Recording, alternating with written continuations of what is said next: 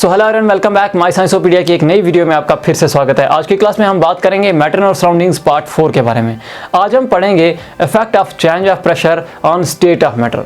जब हम pressure change करते हैं तो स्टेट ऑफ मैटर पे क्या फ़र्क पड़ता है, पहले हम इसकी बात करेंगे। फिर हम बात करेंगे ऑपरेशन क्या चीज़ होती है और कौन कौन से फैक्टर हैं जो इसको अफेक्ट करते हैं, यानी ऑपरेशन कब ज़्यादा होती है कब कम होती है, इसके बारे में कौन कौन से फैक्टर इसको अफेक्ट करते हैं वो हम पढ़ेंगे। फिर कूलिंग इफेक्ट कैसे होता है ड्यू टू ऑपरेशन, उसकी बात होगी। लेकिन इससे पहले हम वीडियो में आगे बढ़ें, अगर आपने अब तक हमारा चैनल सब्सक्राइब नहीं किया है तो चैनल को सब्सक्राइब कर दीजिए, बेल आइकन को प्रेस कर दीजिए और ऑल नोटिफिकेशन ऑन कर दीजिए ताकि मेरी वीडियोज़ के नोटिफिकेशन के साथ आपके फ़ोन की घंटी बजती रहे, क्योंकि ये सारी चीज़ें फ्री हैं तो आप आराम से कर सकते हैं, कोई दिक्कत वाली बात नहीं है। तो चलिए आज की क्लास शुरू करते हैं। आज की क्लास का हमारा पहला जो टॉपिक है वो है effect of change of pressure on state of matter. क्या होता है जब हम प्रेशर एक्सर्ट करते हैं या प्रेशर कम करते हैं तो स्टेट ऑफ मैटर पे क्या फ़र्क पड़ता है। हमारे घर में गैस आती है, आपके घर में भी आती है, हमारे घर में भी आती है LPG, लिक्विफाइड पेट्रोलियम गैस आती है ना, या ड्राई आइस टर्म आपने सुनी होगी, ये होती है सॉलिडिफाइड कार्बन डाइऑक्साइड गैस। तो ये लिक्विड कैसे बनी गैस या वो सॉलिड कैसे बनी। मैंने आपको प्रॉपर्टीज़ ऑफ गैसेस में बताया था कि गैसेस हाईली कंप्रेसिबल होती हैं। जब हम इन पे प्रेशर एक्सर्ट करते हैं तो ये कंप्रेस हो जाती हैं, क्योंकि इनके मॉलिक्यूल्स जो होते हैं, इनके जो पार्टिकल्स होते हैं उनके बीच में स्पेसेस होती हैं। तो जब हम कंप्रेस करेंगे तो वो नज़दीक आएंगे, उसके पार्टिकल्स नज़दीक आएंगे, तो गैसेस कंप्रेस होती हैं। यही चीज़ यहाँ भी होती है।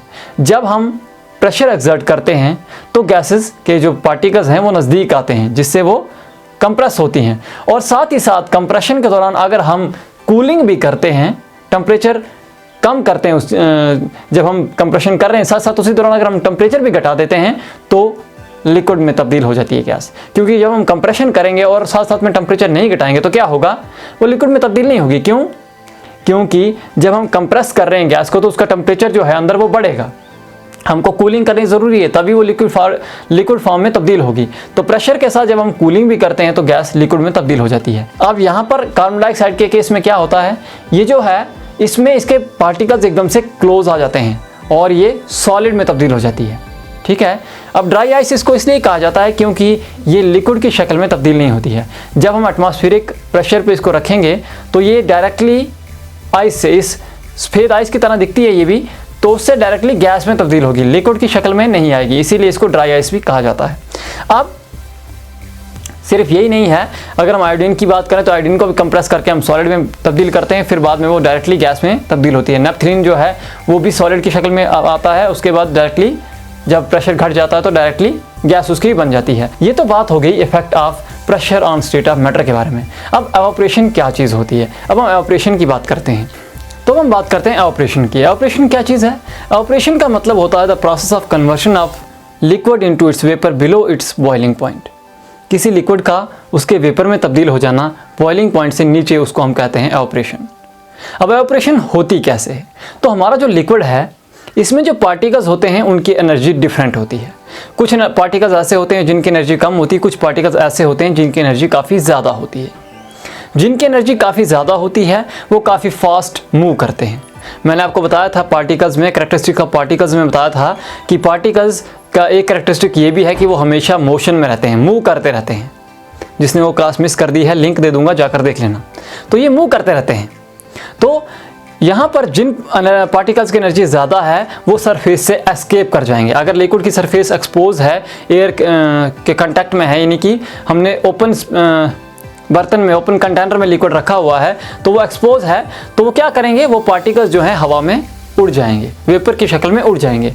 तो इससे क्या होगा, जब हम लिक्विड को एक्सपोज रखेंगे तो उसकी वॉल्यूम घटती जाएगी, क्योंकि जो हाई एनर्जी वाले पार्टिकल्स हैं वो हवा में वेपर की शक्ल में उड़ते जाएंगे और सराउंडिंग से जब एनर्जी अब्जॉर्ब करते जाएंगे तो पार्टिकल्स एनर्जी गेन करते जाएंगे और हवा में उड़ते जाएंगे और वॉल्यूम कम होती जाएगी।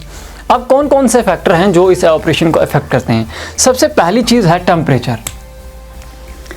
एवापोरेशन रूम टेम्परेचर पे भी होती है, लेकिन जब टेम्परेचर इंक्रीज करते हैं हम तो एवापोरेशन ज़्यादा तेज़ी से होती है। क्यों? क्योंकि जब हम टेम्परेचर इंक्रीज करेंगे, जब हम हीट करेंगे लिक्विड को, तो उन पार्टिकल्स में ज़्यादा काइनेटिक एनर्जी आ जाएगी और वो तेज़ी से वेपर की शक्ल में तब्दील हो जाएंगे। उसके बाद दूसरी चीज़ है सरफेस एरिया। अब सरफेस एरिया, जितना ज़्यादा सरफेस एरिया होगा उतनी ज़्यादा एवापोरेशन होगी। जैसे कि हम कपड़े सुखाते हैं ना, तो कपड़े हम फैलाते हैं, क्यों? क्योंकि ज़्यादा एक्सपोज होगी सरफेस एयर से, तो ज़्यादा वेपर्स हवा में उड़ेंगे, यानी जल्दी कपड़े सूखेंगे। ठीक है, तो जितनी ज़्यादा सरफेस एक्सपोज होगी लिक्विड की तो उतनी तेज़ी से वो वेपर में तब्दील होगा। उसके बाद ह्यूमिडिटी भी ऑपरेशन को इफेक्ट करती है। ह्यूमिडिटी का मतलब होता है the amount of water vapours present in air. हमारे एयर में कितने वाटर वेपर्स हैं उसको हम ह्यूमिडिटी कहते हैं। अगर ह्यूमिडिटी ज़्यादा है तो एवापोरेशन कम होगी, क्योंकि ऑलरेडी हवा में वाटर वेपर्स होंगे तो एवापोरेशन कम होगी। लेकिन अगर ड्राई एयर है, ह्यूमिडिटी कम है, तो एवापोरेशन तेज़ी से होगी। उसके बाद है विंड स्पीड भी इफेक्ट करती है, यानी कि जब हवा तेज़ चल रही होती है तो एवापोरेशन ज़्यादा होती है। वो क्यों? क्योंकि जब तेज़ हवा चल रही होती है तो वो वाटर वेपर जो एवापोरेट करते हैं उनको ले जाती है, तो पीछे वहाँ पर उस सराउंडिंग में ड्राई एयर रहती है और जल्दी जल्दी वाटर वेपर्स उसमें फिर से ऐड होते हैं। यानी कि जब विंड की स्पीड तेज़ होती है तो एवापोरेशन फास्ट होती है। उसके बाद है एवापोरेशन काजेस कूलिंग इफेक्ट। अब ये कैसे होता है कूलिंग इफेक्ट? मैंने आपको पहले बताया था कि जब भी लिक्विड गैस में तब्दील होता है तो एक हीट एनर्जी लगती है जिसको हम लेटेंट हीट ऑफ वेपराइजेशन कहते हैं। ये मैंने बताया था आपको पहले ही।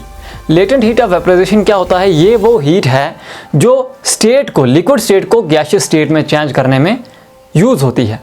तो जब भी कोई लिक्विड एवापोरेट करता है तो वो heat energy, latent heat absorb करता है।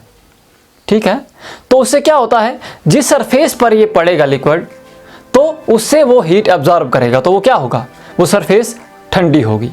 जैसे कॉमन फिनोमेना है, जब गर्मी होती है तो हम फ्लोर पे या हम कहेंगे छत पे अपनी पानी छिड़कते हैं, तो उससे क्या होता है, उससे टेम्परेचर ठंडा होता है। अब वो ठंडा कैसे होता है? क्योंकि वाटर की लेटेंट हीट ऑफ वेपराइजेशन काफ़ी ज़्यादा है, वो वेपर की शक्ल में आने के लिए काफ़ी ज़्यादा हीट लेता है, तो वो हीट एब्जॉर्ब कहाँ से कर रहा है, वो सरफेस जो हॉट है वो उससे हीट एब्जॉर्ब करेगा।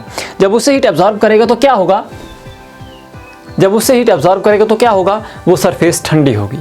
ठीक है, हम गर्मियों में कॉटन के कपड़े पहनते हैं। ठीक है, तो क्या होता है, जब कॉटन के कपड़े हम पहनते हैं तो हमको जो पसीना आता है, तो जब वो वेपर में तब्दील होता है, उन कॉटन के कपड़ों में कॉटन एब्जॉर्ब कर देता है, जब वो वेपर में तब्दील होता है तो कैसे होता है, बॉडी से वो latent heat of vaporisation absorb कर रहा है, यानी बॉडी से हीट एब्जॉर्ब कर रहा है, तो बॉडी को कैसा फील होता है, हम ठंडा फील करते हैं। ठीक है, समझ में आ गया कैसे कूलिंग इफेक्ट होता है। तो अब तक हम 3 स्टेट्स ऑफ मैटर पढ़ते आए हैं, 3 स्टेट्स ऑफ मैटर अब तक हम पढ़ते आए हैं, लेकिन अब साइंटिस्ट ने 2 और स्टेट्स ऑफ मैटर भी खोजी हैं। अब साइंटिस्ट का मानना है, वो उन्हें मानते हैं कि अब 5 स्टेट्स ऑफ मैटर हमारी अर्थ पर एग्जिस्ट करती हैं। अब वो जो 2 स्टेट हैं वो कौन कौन सी हैं? एक तो है प्लाज्मा और दूसरी है बोस-आइंस्टाइन कंडेंसेट। प्लाज्मा क्या चीज़ है? प्लाज्मा मिक्सचर है फ्री इलेक्ट्रॉन्स और आयंस का, यानी आयोनाइज्ड गैस है। अब ये सबसे पहले जो है वो इसको डिस्कवर किया था 1879 में विलियम क्रूक्स ने। उस टाइम पे इसने इसको बताया था रेडिएंट मैटर, टर्म दी थी रेडिएंट मैटर। उसके बाद 1928 में इसके लिए टर्म प्लाज्मा दी इरविन लैंगमुइर ने। ये जो होती है, ये स्टेट हमारे स्टार और सन में होती है, वहाँ पर एटम टूटता है ड्यू टू एक्सट्रीम टेम्परेचर और आयंस की शक्ल में ये स्टेट वहाँ पाई जाती है। हमारी अर्थ पे अगर हम देखें तो हमारे जो नियॉन बल्ब हैं या हमारा जो फ्लोरेसेंट ट्यूब है उसमें नियॉन गैस होती है, नियॉन बल्ब में, फ्लोरेसेंट ट्यूब में हीलियम गैस होती है। जब हम इलेक्ट्रिसिटी से पास करते हैं तो ये गैस आयनाइज होती है और वहाँ पर प्लाज्मा स्टेट बनती है, और जो ग्लो करते हैं बल्ब वो इसी स्टेट की वजह से करते हैं। डिपेंड करता है नेचर ऑफ गैस कैसी है, उसी तरह का बल्ब का कलर भी ग्लो जो होता है उसी तरह का होता है। तो अब जो दूसरी है वो है बोस-आइंस्टाइन कंडेंसेट। ये जो स्टेट है इसको सबसे पहले इसकी कैलकुलेशन दी थी सत्येंद्रनाथ बोस ने 1920 में। उसके बाद अल्बर्ट आइंस्टाइन ने इसको प्रेडिक्ट किया कि हाँ एक ऐसी स्टेट हो सकती है, और इस स्टेट को सबसे पहले अचीव किया यूएसए के 3 साइंटिस्ट कॉर्नेल, कैटरली और वेमन ने 2001 में। इसके लिए इनको नोबेल प्राइज़ भी दिया गया था। अब इनने कैसे इसको अचीव किया? इनने एक्सट्रीमली लो डेंसिटी वाली गैस को बहुत ही सुपर लो टेम्परेचर तक कूल किया, तब जाकर ये स्टेट जो है इन्हें अचीव की। जैसे यहाँ पर कितनी लो डेंसिटी थी गैस की, एयर की या गैस की, 1000th ऑफ एयर, यानी जितनी हमारी हवा की डेंसिटी है उससे 1000 गुना कम डेंसिटी पर गैस को ले जाकर उन्हें सुपर कूल किया, तब जाकर ये स्टेट उन्होंने अचीव की।